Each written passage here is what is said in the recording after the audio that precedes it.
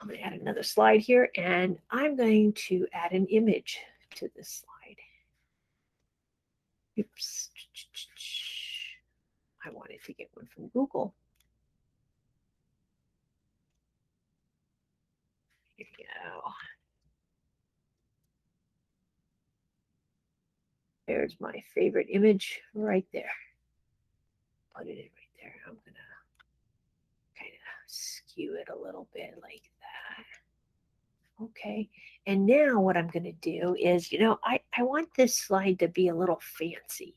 I got this image on there, but I want it to look a little more fancy, a little more polished. So I'm going to go to the Explorer. And when I click on Explorer, now, if you're doing this in Docs, you're going to get a whole different slew of things. It's going to bring up stuff about what you've written about. It's going to bring up stuff what you're studying about, and it's going to cite it for you. But here, what it's doing is it's saying, hey, you've got this image here, and if I do this with the image on this slide, it's going to look better. So I pick one I like, or if I want to create my own, and there we go. So the Explorer actually kind of gives you a more polished look when it comes to Google Slides. So that's kind of a nice feature, right? All right.